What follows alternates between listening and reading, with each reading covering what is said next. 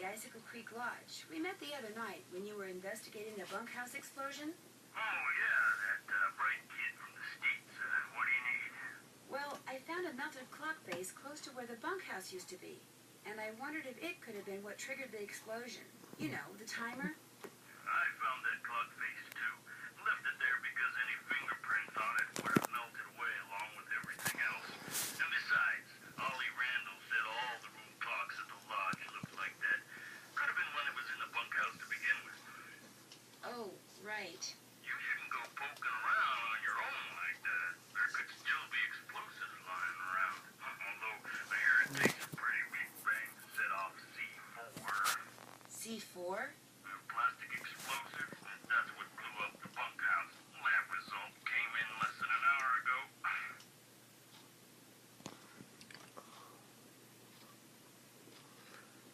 Is C4 hard to get? Not if you're in the military or do any kind of demolition. In Eastern Europe, it's called Semtex. It's not that hard to handle either. For somebody who's had training in explosives, it's a piece of cake. Did you learn anything else from the lab tests you did after the bunkhouse explosion? Nope. Unfortunately, that bunkhouse wasn't particularly well made, so when it exploded, pretty much everything got melted into a blob or blown to smithereens or burned to a crisp.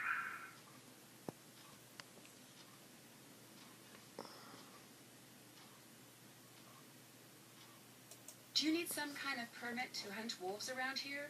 No, ma'am.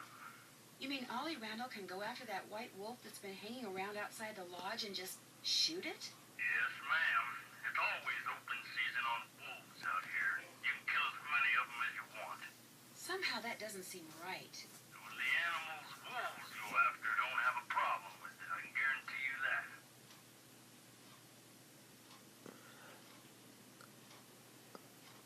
One of the guests at the hotel, Yanni Volkstaya, he says someone threw a bomb at him while he was out skiing. Did he see who it was?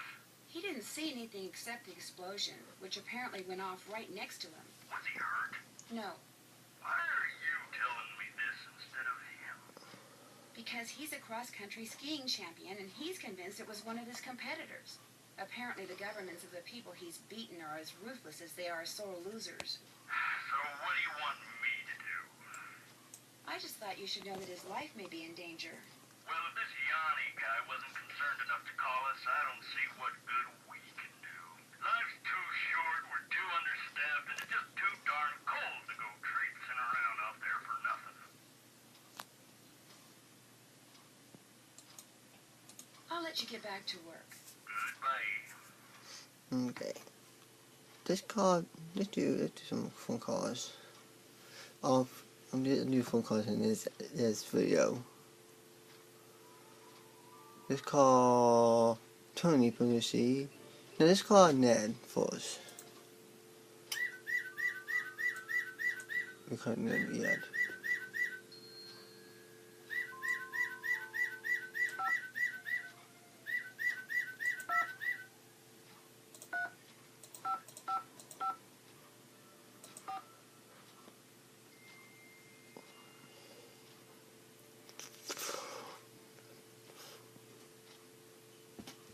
Stop now.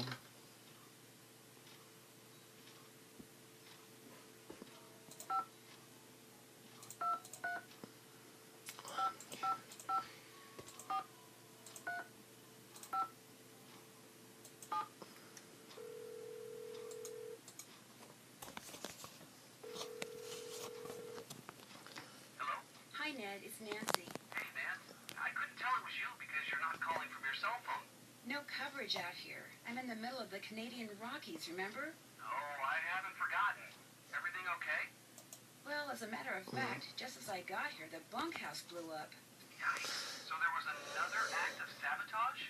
Looks that way. The sheriff found traces of a plastic explosive called C4 on some of the debris.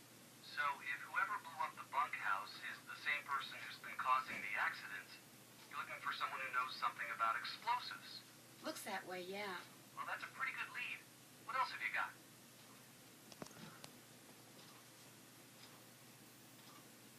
A lone wolf has been hanging out around the lodge lately. Wolf? That's kind of cool. No, what's cool is that it dug me out of an avalanche and saved my life. You're kidding me. Why would a wolf do that? I don't know. Yet. So, you've got a wolf hanging around that acts like Lassie. What else? Yanni Volkstaya, the cross-country skier, someone threw a bomb at him while he was out on the slopes training. A bomb? You mean like a grenade or something? I guess. I heard the explosion myself.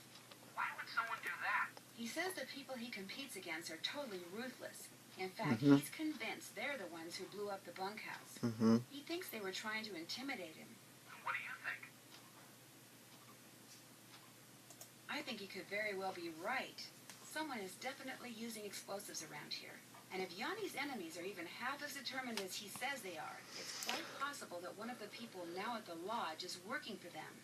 But getting rid of someone by blowing him up? Isn't that a little excessive? Maybe they're trying to scare him into quitting. Well, either way, sounds to me like figuring out who's behind these bombings is the way to go.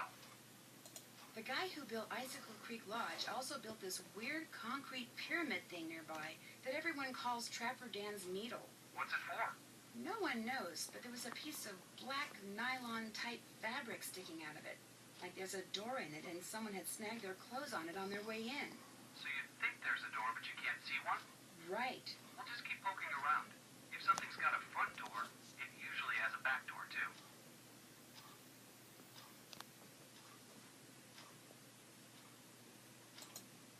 Ollie's on the avalanche patrol, which means he knows how to handle explosives. Could he be the mad bomber? He's got the temperament for it, I can guarantee you that. What I'm not sure about is why he'd be the mad bomber. Although he did mention that he wanted to get back into ranching for himself. What's stopping him? No property and no cash. Which reminds me, Chantal hasn't gotten around to giving him the raise she promised him. He seemed a tad bitter about that. Maybe he figures if he wreaks enough havoc around there, Chantal will shut down the lodge and sell it to him for next to nothing. Not only will he get property, he'll get revenge. You really think she'd sell the lodge to Ollie? Of course not, but if Ollie thinks that, he could easily be your guy. I'd better get going. Good luck up there. And Be careful. Goodbye, Ned. Okay, now we're gonna call Tony, and then call Chantal, and then we end the phone call Dale.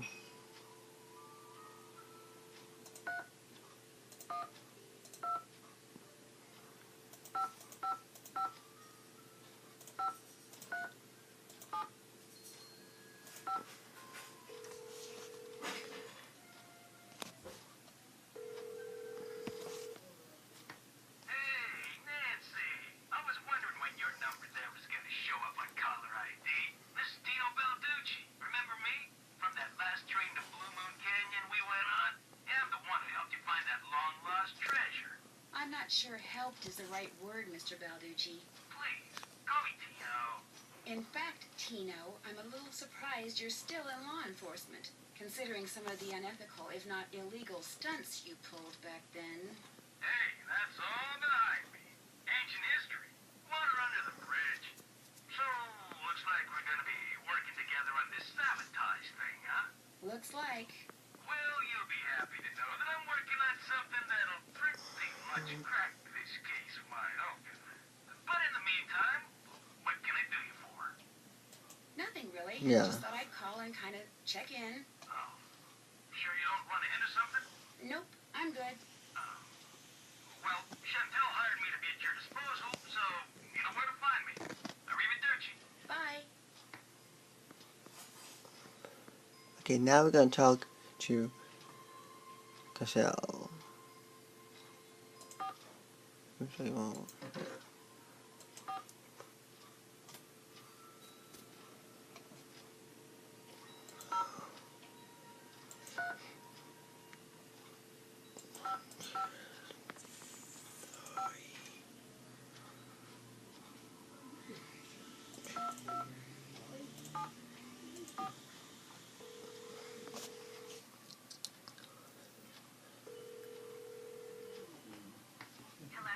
Hi, Chantal. It's Nancy Drew. You know who's behind the accident? Not quite yet. Oh. About Tino, I'm not totally comfortable with the idea of consulting with him on this case. Why not? Two heads are always better than one, and I find him to be very knowledgeable and kind of charming.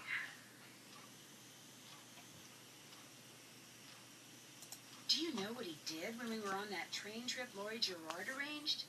He didn't go into a lot of detail, but he did say that that's all water under the bridge. In fact, I insist that if and when you're stumped about something, you ask Tino to help you out. That's what I'm paying him for. Agreed? Agreed. Good. I'd like to know more about the accidents. I asked Ollie, but he said you said he wasn't allowed to talk about them. I didn't mean he couldn't talk about them with you. Ugh. I'll give him a call. As for the accident, the first thing that happened was the worst. The Faringdale family and Becky the cook all came down with food poisoning and had to be hospitalized. Somehow, the potato salad got contaminated, although Becky swears it wasn't because of anything she did. I cannot tell you how awful it was. All 5 people became violently ill at roughly the same time. But were they all in the same room? Of course not. They were spread out all over the lodge. Poor Elsa was cleaning for days. And the odor? Oh my gosh. Anyway, then Carl Jenkins slipped on the stairs outside and broke his leg. Then Lou Talbot's window was broken. Then Elsa the maid's tires were slashed. Then the phone wires were cut. And then... oh yeah. And then the Southwaites were almost overcome by fumes when gas started leaking into the sauna. So, who's suing you? No one yet. But my lawyers are afraid it's just a matter of time and are trying to figure out what preventative measures to take.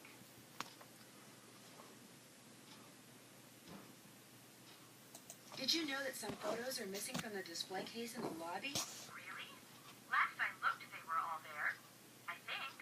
The caption for them says something like, "Young and old have stayed at Icicle Creek Lodge." I can't remember what they were pictures of.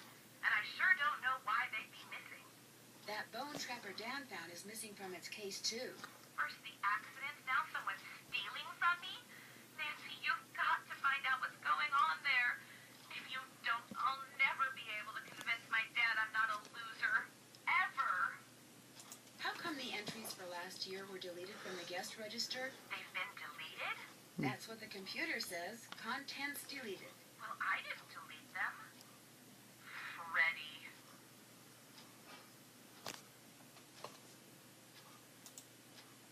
Why would she delete something on your computer? You know how kids are these days. Always hacking into computers, programming them to spread viruses and steal passwords and blow up the world. I think that's only in movies. Besides, pretty much all this person had to do was press the delete key. I still say it was Freddy. Last week, I called that Snow Princess game she's always playing idiotic. I think it hurt her feelings. But she just got done plastering me with snowballs. What'd she expect me to say? That felt great. Do it again? The guests that are in the lodge now, did any of them stay here last year? Let's see. Lou Talbot stayed here last summer, but only very briefly. His cart broken down and he was waiting for a tow truck. Oh, and Yanni, he was here last winter. He and his trainer, they were checking out places to train. They didn't stay long either. Is it true that you promised Ollie a raise, but you haven't given it to him yet? He told you that? I can't believe it. Meaning, Okay, I mentioned to Ollie once that I thought he maybe deserved a raise. And now every time I turn around, he's all like, "Where's the raise you promised me? Where's the raise you promised me?" Doesn't he realize I have a few other things to think about right now? I swear, sometimes that crabby little whiner drives me nuts. that's it for now. I have to get going too. Bye. Okay, that's it. Next video, we're gonna talk to Ollie about somebody, and we talk to the first. Let's see. Next video, we're gonna talk to.